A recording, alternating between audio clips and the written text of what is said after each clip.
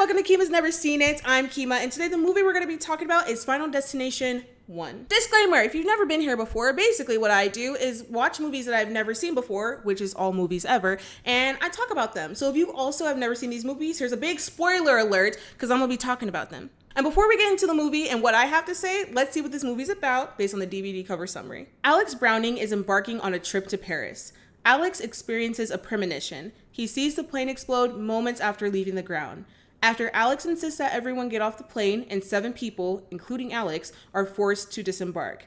All watch as the plane actually explodes in a fireball. He and the other survivors have briefly cheated death, but will not be able to evade their fate for very long. One by one, the survivors of this doomed airline voyage from fate fall victim to the Grim Reaper. I know that the Final Destination movies have themes to them, and I think the only one I've seen, and correct me if I'm wrong, I think it's number 3 where it's the roller coaster one. That's the only one that I remember. No one told me that this one was about planes. If you know nothing about me, know I like to travel. And usually when I travel, I need a plane. I need to get on a plane to be able to get places. Why did I watch this movie? I also am afraid of everything. So this, I was scared. I was scared. But just like the DVD cover said, we are starting off with Alex. He is a high school senior and he's going on a trip to Paris for his senior trip. Mind you, he's 17. That's amazing and crazy. I wish I could have went on an international trip. My very first international trip at 17. Wasn't able to do that, but that's good job. The night before he has to go to the airport, he keeps tossing and turning in bed, and he's probably just nervous for the flight itself. I mean, he's going to be traveling internationally by plane. Planes are pretty scary, I'm not going to lie. But he ends up falling asleep. All the students arrive at the airport. You see all the different ones, and there are different stereotypes too. There's like one person who seems to be the bully and his girlfriend. There's, like nerdy ones. There's like the cool kids, things like that. But they're all at the airport. They get to the airport, they meet together, and they start to board the plane. But Alex keeps looking at different things and getting these weird feelings. Also, people casually keep bringing up death. Like there was a guy in the airport who gave Alex a brochure and was just like, death isn't the end. And then when they get on the plane, someone was just like, oh yeah, this plane can't go down. There's babies on here and all this kind of stuff. A little weird. But Alex gets to his seat. There's 2 students, Blake and Christina. They're asking Alex to switch seats that way that they could sit together on the plane. And Alex says yes, and he goes to a seat next to his bestie, Todd. So everyone's seated, everyone's on the plane, and they start to go off. But something isn't right.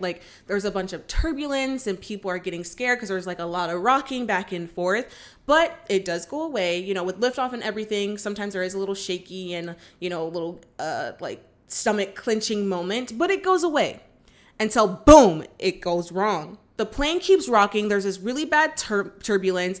The overhead bins where all the luggage start to open and people's luggage is falling out. The oxygen masks start to come out, so something's wrong. I would be terrified if I saw an oxygen mask come out on the plane. But those come down, and then there's an explosion. So there's a whole scene where part of the plane, the door comes off and people fly out, and people are trying to hold on to each other, and then the whole plane explodes and the movie ends. Just playing, it was all a dream or a vision, whatever it wasn't real. So Alex wakes up, he's shaking, he's sweating. Again, it was either a dream or some kind of vision. Whatever it was, he saw it, and he's in the same scenario where Blake and Christina are asking to switch seats.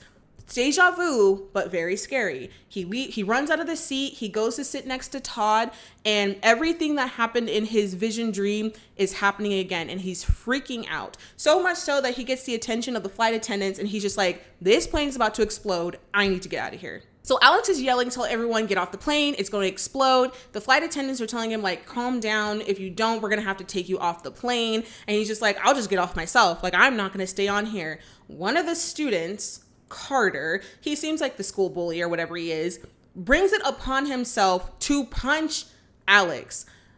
Listen, that could get you on the no-fly list. And there's a lot that could make me angry. But someone else wanting to get off the plane, isn't enough to make me angry to punch them to also get thrown off the plane and potentially put on the no-fly list. Are you crazy? So Carter's trying to beat Alex up, so they're taken off and dragged off the plane. And then Carter's girlfriend, of course, she's gonna follow behind him, so she starts to go behind him. Who else? There was a student that came in late, Billy's his name. He's getting pushed off with them just because he was there. Both teachers get off the plane. Who else was there? Todd, which is Alex's bestie, Todd's older brother was just like, hey, go check on him, make sure he's okay. So Todd gets off the plane.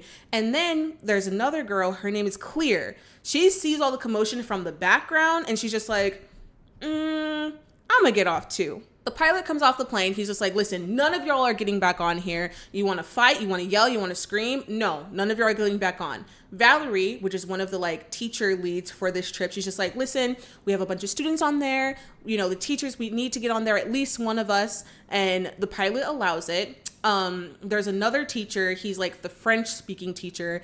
And she's just like, listen, you know the whole French thing. You're going to be able to help them, you know, when they first arrive. You go on the plane. So he goes. So now we're back with everybody and they're trying to see what Alex is talking about. And again, he's just like, I saw it. I saw the plane explode. It felt so real. I just couldn't. I just had to get out of there. And then Carter's going to come over here and be like, oh, I get thrown off the plane because he had a bad dream. No one told your ass to put your hands on him. If you would have kept your hands to yourself, you would have been on the plane, you and your girlfriend. But no, you want to act big and bad and put your hands on Alex. So now you got kicked off. So then that starts a whole argument within itself. And they're kind of arguing back and forth. Because again, it's not Alex's fault that anybody else got off the plane. I can understand the teachers because they have to check on him and stuff. But Carter and his girlfriend, Clear, Todd, and Billy, none of them had to get off the plane. Well, Billy got pushed off just by being there. So that's a little different. But nobody else had to get off. So them being mad at him, shut up. So again, Alex and Carter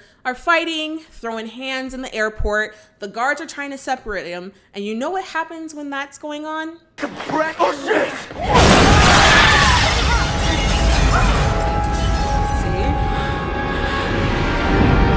See? So the plane blows up and everyone is now being questioned because obviously Alex was right.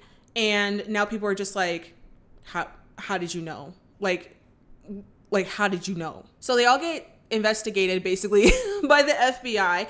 And Alex is just trying to tell them, hey, I mean, I saw it. That's the only thing I can say. I saw it happen and I felt like it was so real that I had to get off. Todd is explaining that the only reason why he got off the plane is because his older brother told him to check on Alex because that's his bestie. And now he's like realizing that his brother was on that plane and he lost his brother. They go to Valerie, which was the other teacher. She is distraught because she told the other teacher to go back on the plane when he could have stayed off and still been alive. So she's feeling all this guilt. And then Clear is just like, well, I don't know. I believed him because I just felt like it was right. So that's why I got off the plane. So a little over a month later, they have a service for all of the students and the teacher who ended up in the plane explosion. And let me just say, everyone being mad at Alex, telling him to go away, giving him dirty looks, that is so crazy to me. Obviously, it was a tragic thing that happened. They lost friends. They lost their classmates. They lost, the teacher, the faculty. They lost important people to them. And also just being so close with all these other people, whether they're strangers or not, you just witness people die. That is awful. That is terrifying. That is life altering. However, I don't understand how you can blame Alex for saying, hey, I think something's going to happen. Get me out of here. You following him and then you not. I don't understand the correlation of trying to make him the bad guy for this. I do think it's a little weird that he saw it but can't explain how he saw it. Like, okay, sure. But again, I don't know. Call it, survivor's guilt or whatever may have you. But it's not Alex's fault that you got off the plane and didn't die. I don't know. It's a whole weird thing, but moving on. Even Todd was just like, yeah, my dad is kind of a little on edge about it. So that's why we haven't been able to hang out. But, once he lightens up, we'll get back together. We'll start hanging out again. I still want to be your friend, but we just got to wait this out. Which, it sucks, they're besties, but hey. He's respecting his father after losing his brother and the father losing his son. And he's just like, he'll lighten up, and then we just got to let the dust settle. So then we go to Todd. And he's at home doing his nightly routine. And you can see where this is going to go. Looks like death is about to get Todd. And this part, like his scene, was so suspenseful because he was doing any and everything that could have took him out of here. So I was on edge and sweating during most of his segments. He was shaving his neck and got a little cut, and there's water flowing next to him. So I thought, oh, he has the razor in his hand, the water's flowing, he's gonna slip. But it didn't happen. He puts the razor away, he grabs some nose clippers and is in his nose while the water's flowing. So again, I think he's gonna slip and get all in his nose. But he puts the clippers down. Then he turns on the radio and there's like little sparks, and I'm just like, the water is flowing next to you. You're gonna slip and electrocute yourself.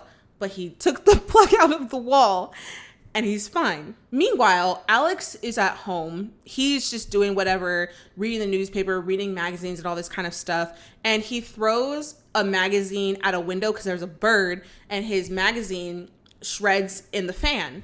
And there's a singular piece of paper that lands on his leg. And when he looks at it, it says Todd. So he took that as a sign to go check on Todd. Because again, since the night before the flight, he's been having all these weird feelings. And at this point, he's just like, okay, let me go see what's going on. Let me check on him.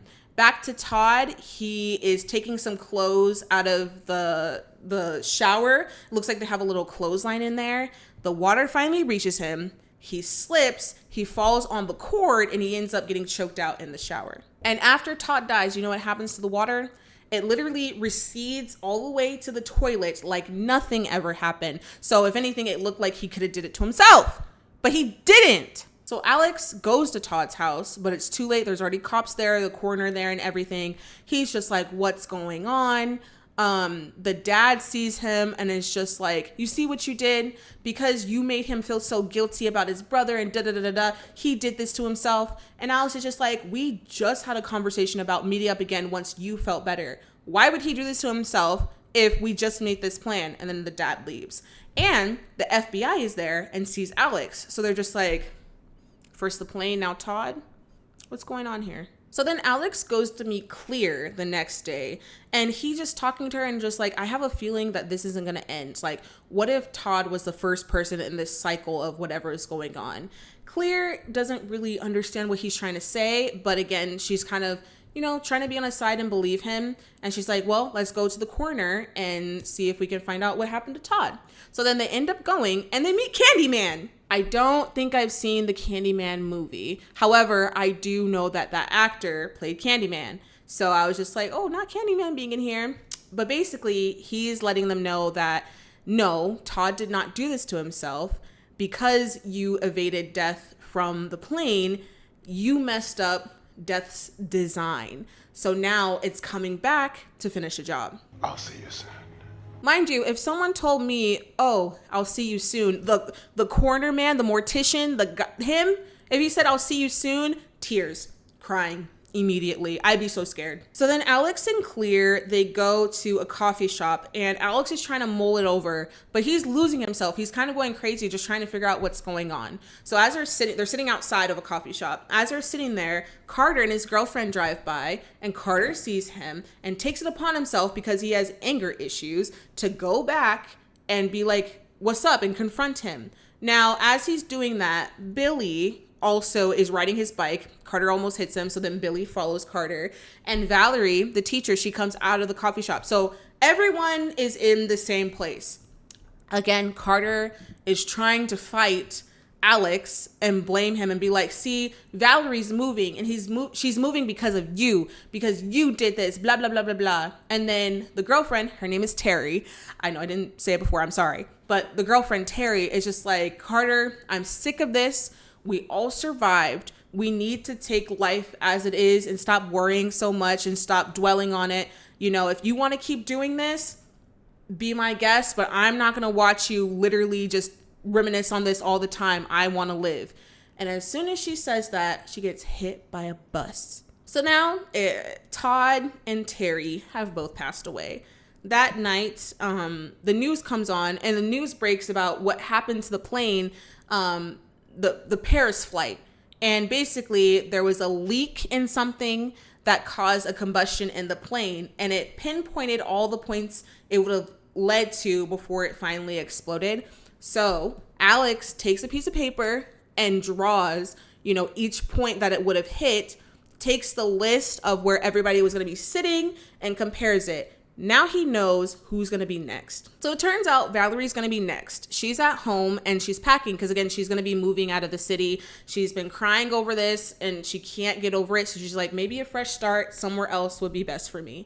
So she's packing and she looks outside her window and she sees Alex. Now, Alex knows she's going to be moving. So he went to her car to check her tires, make sure there's nothing nefarious or nothing wrong with the tires, anything like that. But he gets caught by the FBI people because Valerie called them and they take him away.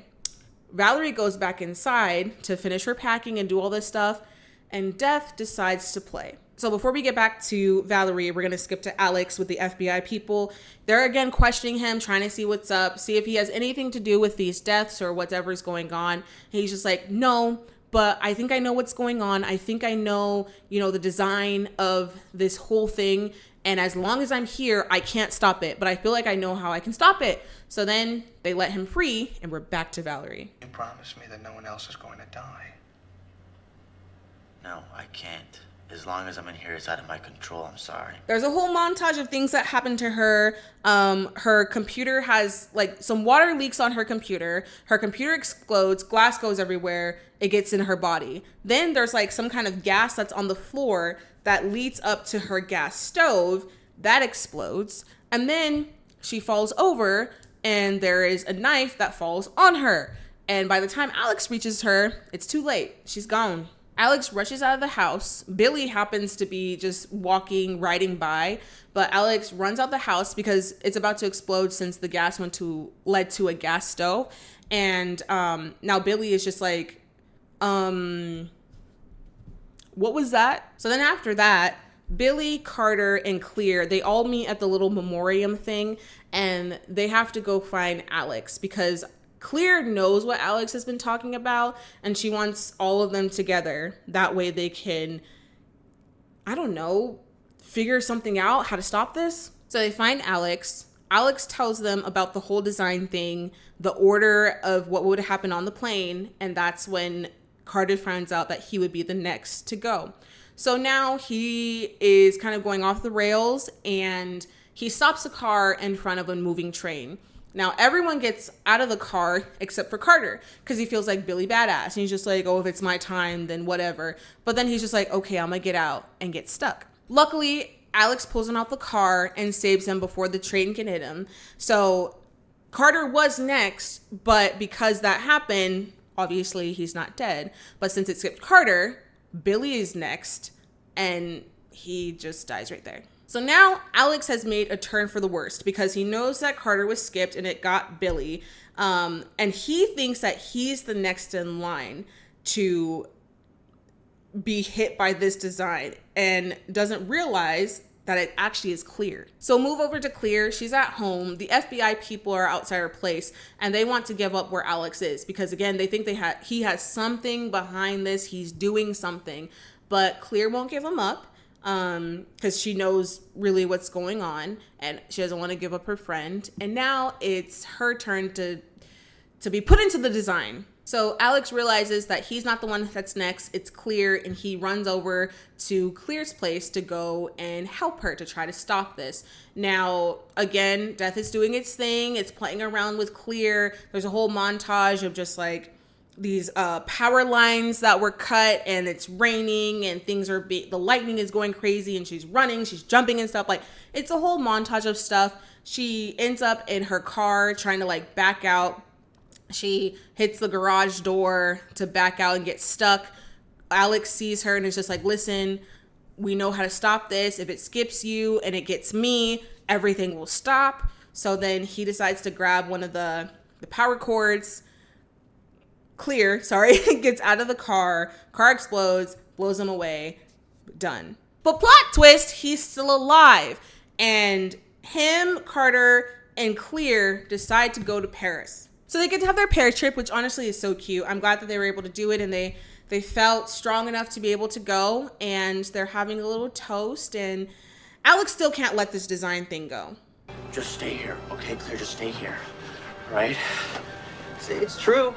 I told you were next, man. So Paris does try to take Alex out, but Carter saves him. So, you know, nothing ends up happening. But now that it skipped Alex, they're just like, okay, who's next now? And guess who is next? I told you were next. And it just skipped me. So who's next? And that's how the movie ends. I was scared. I was scared mostly because like the realization that this happened from the plane really, really scared me. I mean, airplanes are one of the safest modes of transportation. However, it still does have accidents.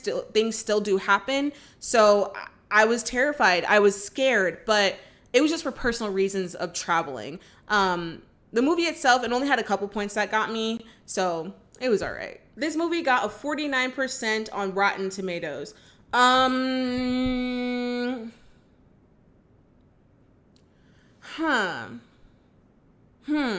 I will agree with this rating. I think that it was an okay movie. It's supposed to be a horror movie. It wasn't really that scary. It had a couple of parts. I think the part, like the whole montage with Todd and then a couple jump scares, that's what got me the most. But I didn't like scream or anything like that. I wasn't completely terrified.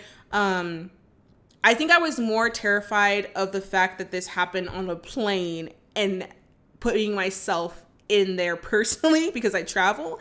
I think that's what scared me more than the movie itself. So 49%, I actually will agree with that. But there are a lot of Final Destination movies. Again, the only one I've seen is the one with the roller coaster. There's a whole franchise. I think one just came out this year. So let me know, what is your favorite Final Destination movie? Do you even like this franchise? Any parts in this movie that scared you? Do you think 50% or 49% is fair on Rotten Tomatoes? Let me know in the comments below. And that's the end of my video, you guys. Thank you again for tuning in this week. If there's something that you agree with, disagree with, you want to see how good I did, or you have any movie suggestions, go ahead and leave it in the comments below. Don't forget, August, I am not going to be posting any videos, but don't let that discourage you from giving me movie suggestions. I'm still going to be taking suggestions, and I'm still going to be watching movies. I just won't be posting in August, so you've been warned. Don't forget to like, subscribe, share, comment, tell everyone you know about my channel. Also follow me on social media at Kima's Never Seen It on TikTok and Instagram, and that's Kima J on Blue Sky. Want to always share my appreciation and gratitude for you guys tuning in each week. It's been rough. It has been very rough these past couple weeks. So thank you all for sticking in there with me, being understanding about my posting times. I know it's been not how it usually is. But if you also don't know what I'm talking about and you just got here, check out some of my videos back there. Also subscribe. Let me know what you think. Support. But that's it for this week's video, and I will see you back here next Thursday. Bye.